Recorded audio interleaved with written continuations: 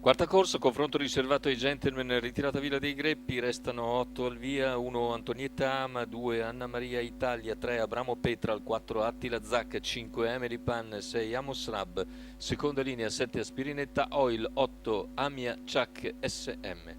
Favori in chiusura per Anna Maria Italia, Filippo Monti su Antonietta Ama, Matteo Zaccherini. Macchina che lascia andare i concorrenti con Anna Maria Italia che sfila subito in testa nei confronti di Antonietta Ama, veloce al largo anche Attila Zac che cerca di superare Abramo Petral che sbaglia. Attila Zac Numero a 3, ridosso Abramo di Petral, Antonietta Ama prova squalificato. ad avvicinare anche Anna Maria Italia. 14,9 intanto i primi 200 metri, in terza posizione Aspirineta Oil che però sbaglia. E così se ne vanno i primi 400 Numero metri di gara 7, con in Aspirinetta vantaggio Anna Oil, Maria Italia nei squalificato. confronti di Antonietta Ama. All'esterno Emily Pan va in scia ad Attila Zac, mentre più indietro c'è Amia Chuck SM. Sono rimasti praticamente questi 5 col tentativo di reinserimento di Amos Rab. Intanto 46,4 per i 600.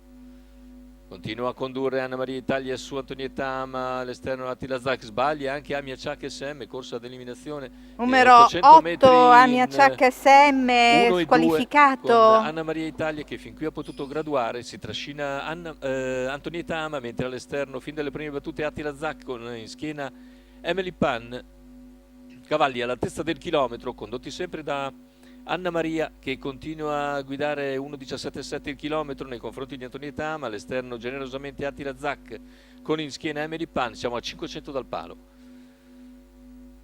Anna Maria Italia in vantaggio, rompe anche Emily Pan a 400 dalla conclusione, Numero restano in 4 5, Amilipan, con Anna Maria squalificato. Italia in vantaggio. In seconda posizione Antonietta Ama su Attila Zac, più indietro c'è Amos Rab, completamento della piegata, ingresso addirittura d'arrivo con Anna Maria Italia che affronta addirittura in vantaggio su Antonietta Ama, poi Attila Zac, finale con Anna Maria Italia che nelle battute conclusive accelera ulteriormente per vincere isolandosi. Secondo posto per Antonietta Ama, per il terzo sul palo forse Attila Zac riesce a salvarsi ancora da Amos Rab che finisce comunque molto vicino e ci sarà da vedere per il terzo posto, mentre il successo in 1:15,5 per Anna Maria Italia, Filippo Monti che scatta al comando in poche battute e poi aspetta la retta d'arrivo per staccare, isolarsi e vincere nettamente.